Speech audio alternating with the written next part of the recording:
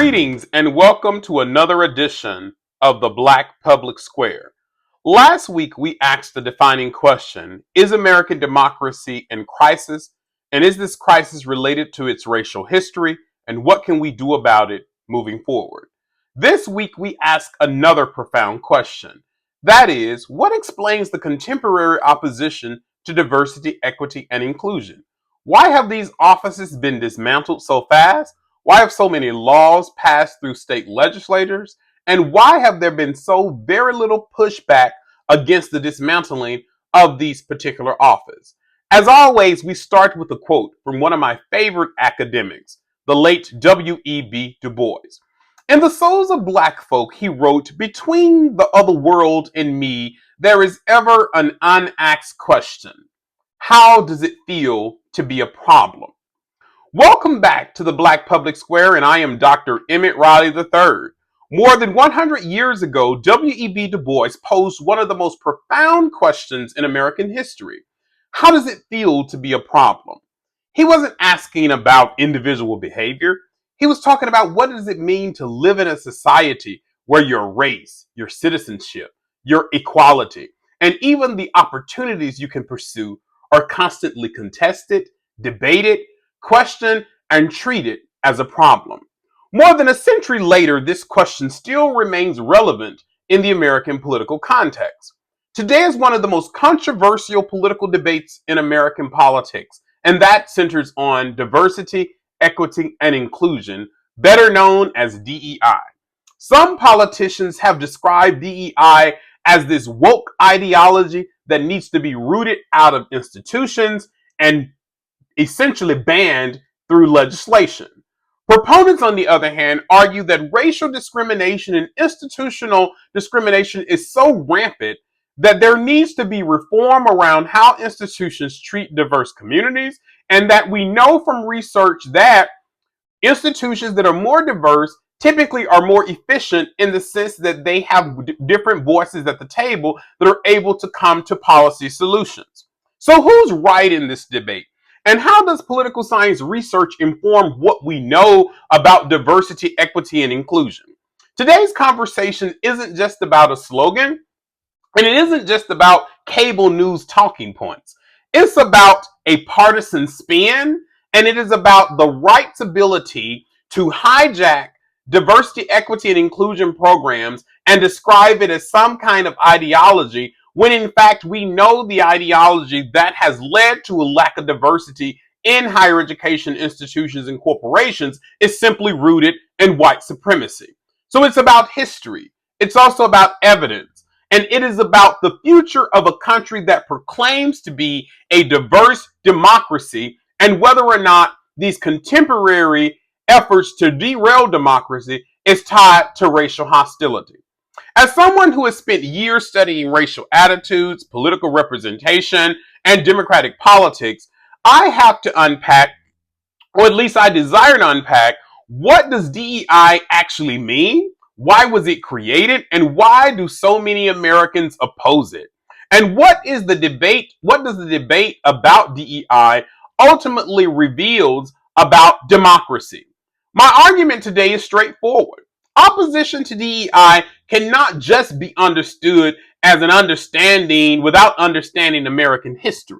You have to contextualize the way in which race has defined a person's ability to read, write, the economy, how they move through society. And these historical and institutional barriers have profound consequences for who institutions hire, who they consider, how they are treated once they have been hired.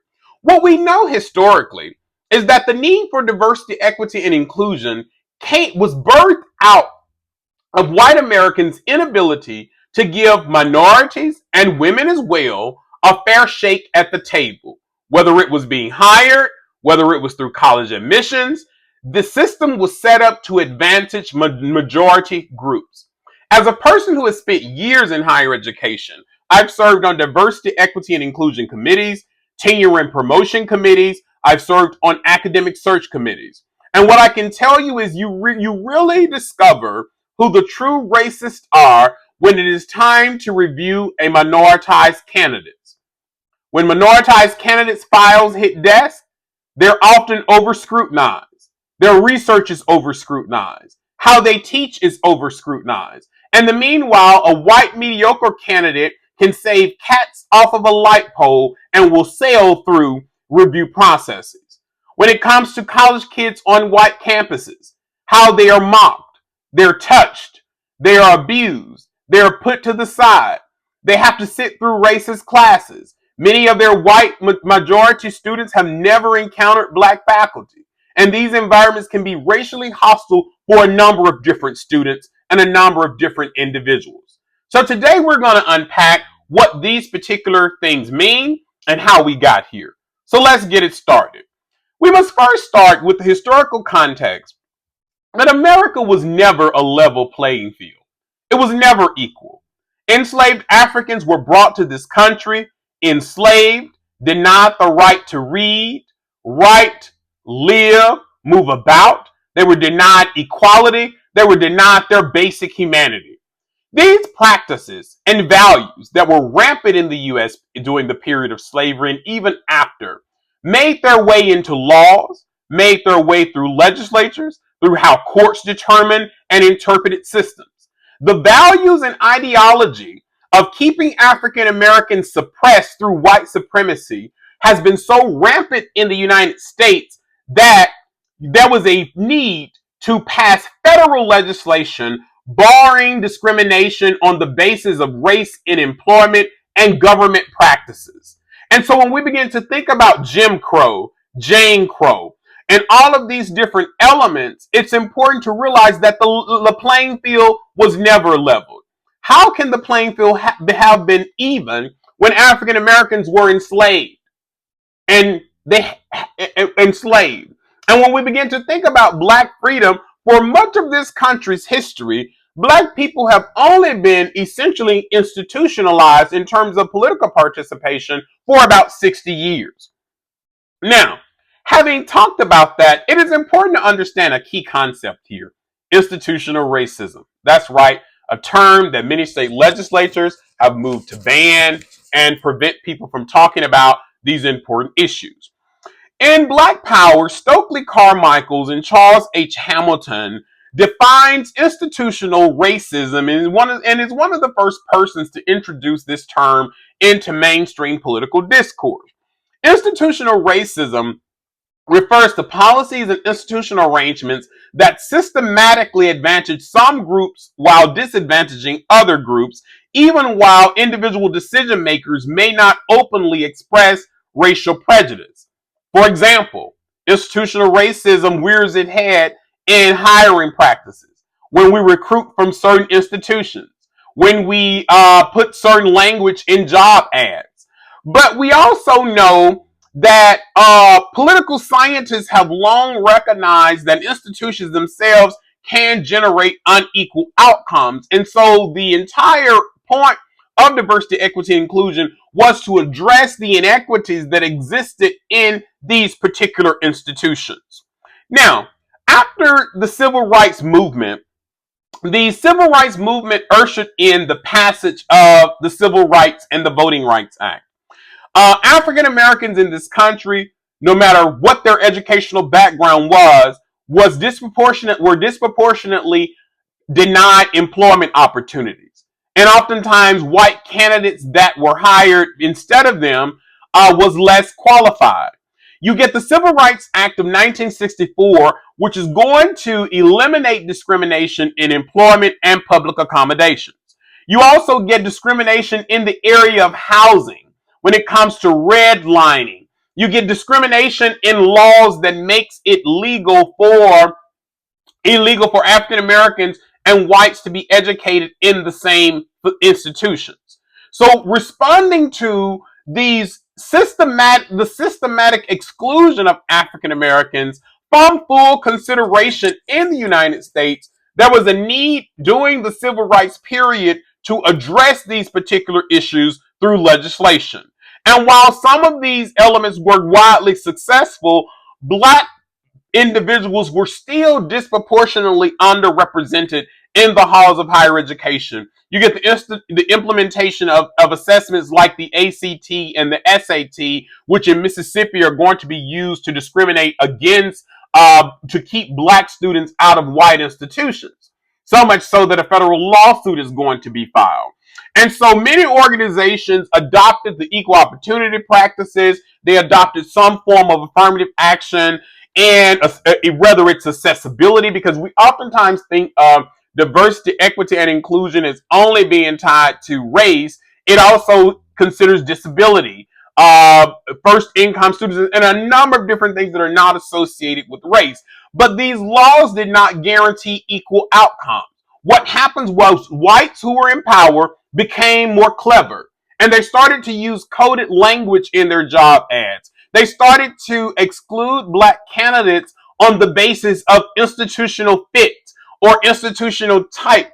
They started to make assessments about a person's personality or their hair and their skin, so much so that by the 1990s and 2000s, institutions started to recognize that in order to be a more effective institution, there needs to be diversity at the table, because the research is overwhelmingly clear that when there are institutions that are diverse, that you get a more robust policy debate. You get better outcomes because you have a diversity of different perspectives at the table hashing it out.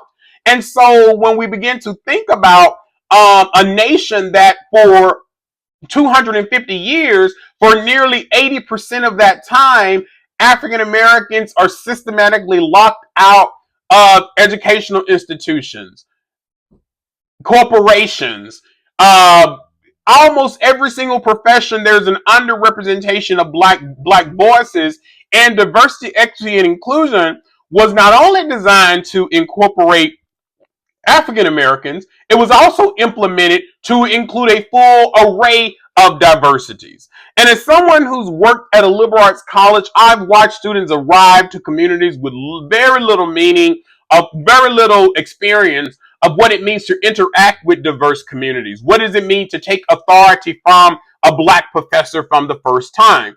And so a lot of times, this first interaction can be shaped by stereotypes, can be shaped by a person's implicit and explicit biases that they may have. So this moves us to the next question. What is DEI and how do we define it? Who is represented? What does equity mean and what does inclusion mean? Diversity refers to a wide range of people of different racial ethnicities, backgrounds, and so forth. And people will say, well, race shouldn't matter. You know, living in an ideal world, it shouldn't matter. But unfortunately, the ancestors of white people socially constructed this concept of race, and then they begin to exclude and exclude people who were outside what their boundaries were.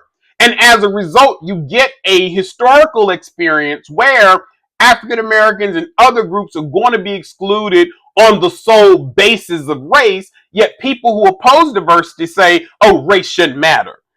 Equity asks, how do we remove the unnecessary barriers that prevent people from accessing opportunity? And of course, inclusion is the other piece. Is once you have people on campus, how then do you treat them? Or once you have them in an environment, how are they then treated in that particular environment? And there are some institutions that did a good job of getting bodies to campus, but did a terrible job on the inclusivity piece. There were other campuses that didn't even, or institutions that didn't even care to even diversify from the beginning. And so the biggest misconception that is related to DEI is that you're simply hiring someone because they are of a different background. And that's the only criteria that you are paying attention to. That is a foolish understanding of DEI or even affirmative action programs, and it is reflective of individuals who clearly have not read or don't understand how these programs work. What diversity programs typically have done is it has gone to associations to recruit diverse talent. It has taken an additional step to diversify the pool of applicants, right? For example, if we were doing a search on campus and the pool of applicants came back 99% white, there would be no objections. There would be no objections to that. And diversity, equity, inclusion calls for us to create a more diverse workforce, a more diverse applicant pool of qualified applicants. And, when we begin to think about DEI on college campuses, it sort of unfolded into realms. You had some college campuses that instituted programmatic DEI offices where their work was confined to simply programming. Others took a more institutional approach with the diversity person sitting in on departmental search committees, advising committees on what not to do. Because one of the things that's interesting is everybody's talking about how bad DEI was and they did not like the bureaucracy. What many people wanted was a license to be racist during the license to be racist during their searches. I was involved in a search where the comment was made that, oh, we don't need another black voice in the department, or we want this particular perspective. And so the institutional element of this became very clever because it spoke in language that directly signaled to white candidates who they wanted, who individuals wanted to hire. And so the question is, does DEI work? We know from a variety of different research articles that diversity leads to better legislative outcomes. It leads to a more robust policy debate. It leads to customer high satisfaction with institutions. It leads to a number of good pluses for corporations and institutions. At the same time, not every DEI initiative is equally successful because some of it has been performative. Some of it has not been about rooting out the serious institutional barriers that are created at higher education institutions. And we can talk about the differences between those programs. One of the worst models of DEI that I have seen is where offices are confined simply to these programmatic aspects of creating programs and not really empowering chief diversity officers to do the important institutional work that would be needed to actually affect change. But if we think about DEI, when George Floyd was brutally murdered in 2020, I believe, institutions across the United States made significant commitments to diversity, equity, and inclusion.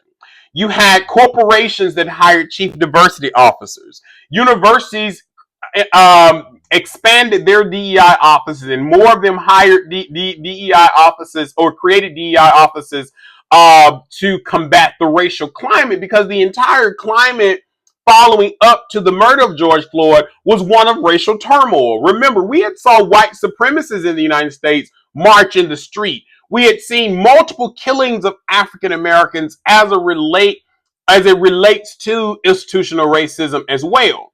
And so as these institutions started to acknowledge institutional racism, started to look at the diversity that existed in their corporations, many of them moved forward with made the commitments. Now, many of them made the commitments, and it took a hell of a lot of work. I'm a former professor at DePaul University. My students protested to get a DEI office because white kids on campus were showing up with black faces. White kids on campus were calling folks the N-word. White kids on campus were putting up Nazi symbols.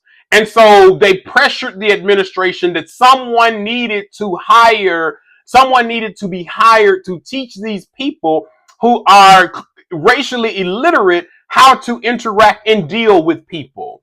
And it wasn't just confined to students. It was also faculty members in classrooms using racial epithets. Faculty members in classrooms using things that are racially insensitive. I remember the black alums came to campus, and one of the employees who worked for the alumni office heard the alumni panel of our black alums speaking and said, oh my God, the black alums are so intelligent and they speak so well. They're just one step behind the rest and didn't even have a clue about how problematic that particular statement was. Many of these commitments, though, were very symbolic. And the period that followed the murder of George Floyd and the rise of Donald Trump happening at the same time really ushered in a period of backlash. If you were to look at many of the websites that track anti-DEI legislation across the United States, there has been multiple pieces of legislation that have passed state legislatures that have sought to ban DEI.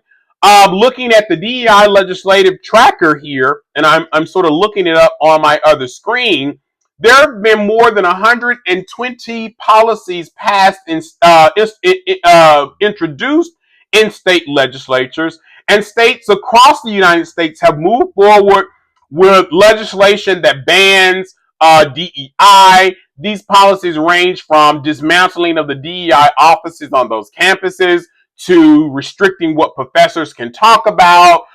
Just the other day, I see a federal court found the Stay Woke Act in Florida unconstitutional. And many of these acts infringe upon academic freedom. They infringe upon campuses to make them more inclusive. And one of the things that I've always been sort of interesting about as we think about this current moment that we're in is you have universities closing their DEI offices, corporations that have quietly eliminated their DEI commitments because they don't want to be targeted by the current administration. And so rather than discussing the policy significance, political leaders continue to portray DEI as a broad cultural threat of wokeness. And people are now using the word woke as if it's a racial epithet. What I will also say about this, though, is these institutions changed these offices overnight. And there was very little pushback from our white colleagues, very little pushback from allies, very little pushback from board of trustees. You started to see institutions cave one by one. And what is this caving about? Why have people been so quickly to abandon their commitment seemingly to a basic principle of universal freedom, which is equality? I argue that we see such a backlash to DEI because white people never wanted to endorse these policies from the beginning. They never wanted them from the beginning. They never wanted them from the beginning. To be frank and honest, much of the commitments to DEI were never serious. Many of them were just programs, and they were institutional programs that did not advance any real institutional change. Yet these offices on college campuses were safe spaces for the black student who's on a white campus in a rural area who's being called the N-word, who could go around people that's going to support them. And these offices, one of the biggest misconceptions was that these offices only provided services to black students. No, they provided services to all students, whether the student had a disability, a language barrier. All of those things were under this office. But the backlash that we've experienced with DEI has been astounding. It has been astounding. And I can't say that I'm surprised, but I am shocked at the fact that people now think that it is okay to get up in front of an audience and say, I oppose diversity, equity, and inclusion.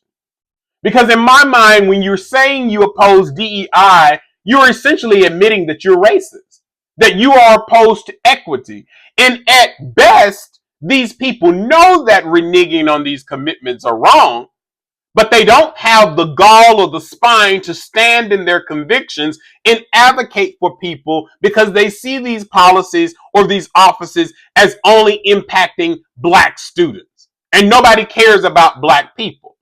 We know from I actually wrote a book chapter on what I call the diversity aversion theory.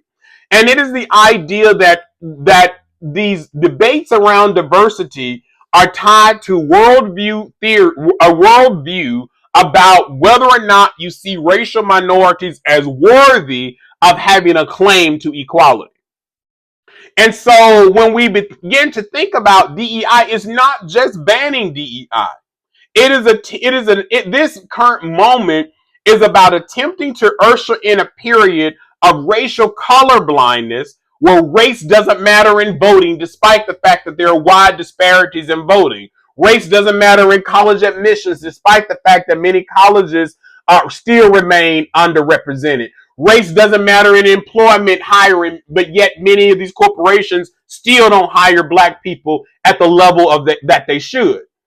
And so, yes, it's DEI, but it is also a larger component around this country's attempt to gaslight black and brown people into this facade as if race doesn't matter or have real consequences in people's everyday life.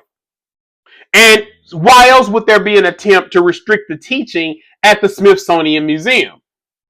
Now, what we found in this book chapter was that there is a wide principle implementation gap among whites. White people will say in surveys, I support diversity, equity, and inclusion. But when they're given concrete policy to provide an assessment on or to make an evaluation on, that's when you start to see a lot of differences there. In our research, we found that a majority of whites opposed increasing black diversity in college. They opposed affirmative action programs. They opposed increasing the number of black elected officials. And so there is a wide policy disparity on what whites when they say they are committed to diversity and when confronted with specific policy outcomes.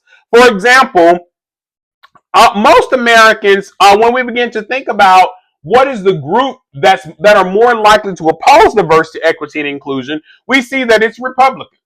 But I also want to be clear that simply saying Republicans oppose DEI allows liberals to get off the hook. Because when we begin to look at the behavior of white liberals in practice with respect to the implementation of diversity, equity, and inclusion policies, you start to see a lot of conformity to the behavior of whites. But what's also really interesting is that American views in this current moment have become more negative towards DEI. Far few Americans see DEI as a good thing and say that companies focus too much on them. And the group that is most likely to oppose diversity, equity, and inclusion are white Republican men.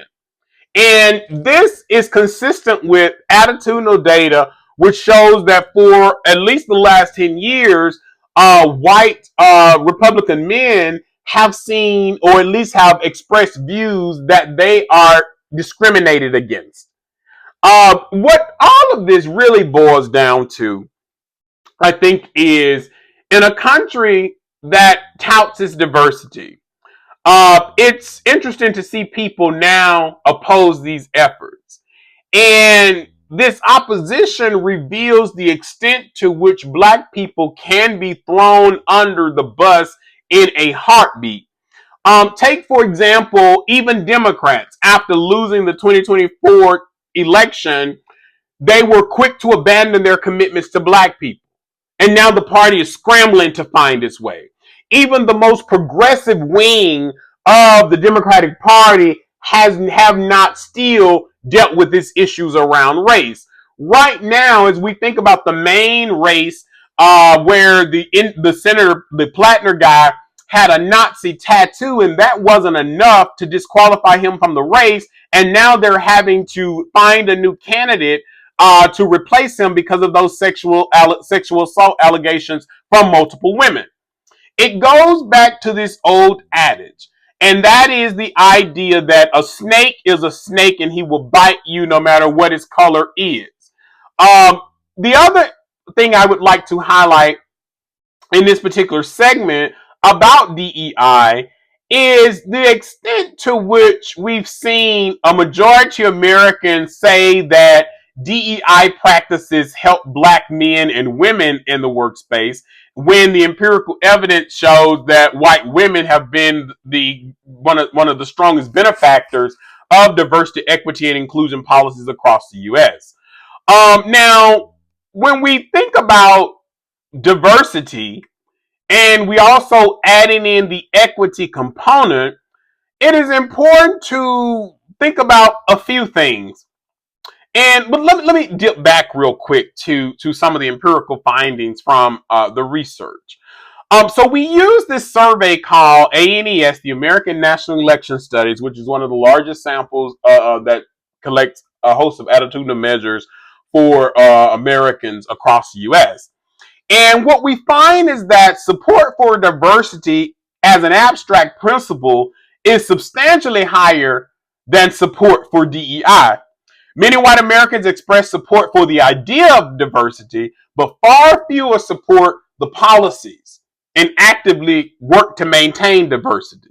This is evidence of what we call our principal implementation gap that has long appeared in a host of different survey matters that we found, within the data about what people believe. For example, 46% of whites believe that diversity generally makes America better, but only 29% support considering race in admission and hiring decisions. Now, someone will say, well, the person may just be describing that race shouldn't matter. It should matter. You should just be there on your merits. When we look at these white institutions, they're overly white, which tells me you're only letting in black people by and large. 29%, 27% support DEI policies more broadly. But whites are not a homogeneous group. That is not it. But they will engage in what we like to call hostile rejections, where there's complete opposition to DEI. There are others who are passively resistant, where they'll say they support DEI in principle, but when confronted with specific policy outcomes, they don't support those policy outcomes. And then there are others who support certain types of diversity, right? So you may support racial diversity, but oppose trans individuals using a bathroom, using a particular bathroom, or playing sports in cisgender sport entities. And so when we begin to think about this opposition to diversity, how many laws have made their way into state? I'm thinking about the Stay Woke Act, where if a student feels uncomfortable about talking about race, they could complain, and a faculty member would be held accountable. I can talk. I'm thinking about Mississippi's law that has been put on hold by a court. Well, in many of the cases, these laws are blatantly unconstitutional with any types of readings of our Constitution. But the big thing here is this: you are essentially attempting to gut the intellectual thought that have advanced black social movements in this country by attempting to restrict what we teach about. And also, think about how many black students feel uncomfortable in white classes where they're exposed to racist texts or racist professors. And so this country has some soul searching to do, because part of what is going to drive this country in the ground is our inability to confront our racial issues. Now, there are people who say, oh, diversity only benefited white women. It really didn't benefit black people, so we could leave it. You have never been in an institution where you've seen students suffering, or people needing resources, or the resources that are available to everybody are disproportionately given to white students or white individuals. Or you haven't sat on a search committee where you have a black candidate who's stellar, and yet someone finds something this small to nitpick about the person's file. This country does not likes diversity that is subservient to white structures. It doesn't like diversity that demands equality, diversity that demands a seat at the table, diversity that demands to be treated with respect. And so I comport that, based off of when we think about like political science research, Some of the research trends about diversity, equity, and inclusion sort of leads in two directions. We know that people who oppose diversity are more likely to be Republicans and conservatives. We also know that part of that anti-diversity attitudes are also tied within an increased propensity of authoritarian attitudes. If we think about the world evolution theory or worldview evolution theory, which talks about the fact that when a person is confronted with a threat or if a threat is activated during a time of uncertainty, they typically these voters would typically look for strong leadership, someone that they see is a strong leader, someone that they personify strength, and they also see these growing levels of diversity as a threat to uniformity and uniformity. They sort of see these growing levels of threat. I'm sorry. As a They sort of see these growing levels of threat, and in the face of growing levels of threat, they typically have a propensity to favor uniformity and to favor completely unstrong leadership. And oftentimes, what I believe is happening is, as this country is becoming more black and more brown, that you're starting to see white people exemplify this threat, and this threat for their own well-being, this threat for their own economic plight. But also, when we begin to unpack like diversity programs, affirmative action programs, in the mind of white people, or at least in how I'm sort of studying it and interpreting it, there has to be a belief that an admissions of a black person to college is taking a seat from a white kid, or that having an office to service students of all backgrounds is somehow diverting resources from white kids, when we know that across campus white students have access to a variety of different resources. And even in such diversity offices, these offices still have never discriminated against any type of group. And so as we sort of wrap up this particular segment, I believe that opposition to DEI also helps us to make sense of the fact that we are moving towards a more authoritarian society in the US. And as the country becomes more diverse, you're seeing more laws that are designed to restrict diversity, restrict teaching about it. You're seeing a colorblind approach to the law and to constitutional interpretations that seeks to even shut down conversations that can study these particular subjects in any systematic way. But I will tell people this: as we have witnessed the erosion of diversity, equity, and inclusion across the United States within these last few months, we have seen an increased level of inefficiency across institutions. And it has been staggering to see the level of incompetence that have been elevated across these different institutions as these institutions have moved to root out DEI. And the other question becomes, our diversity is our strength. And whether these offices are dismantled, whether they are removed, black people come from a tradition of being vigilant and will continue to persist and make headway into these institutions so long as we are alive. And because what people fail to realize is that long before the implementation of these diversity, equity, and inclusion offices, black faculty were doing the jobs anyway. We were mentoring the students. We were advocating before the administrations. We were working with admission offices. We were working to make sure that our students were supported. And so, as we think about where we are in this country, I want to leave us with a question. We got to think about, what kind of democracy do we want to have?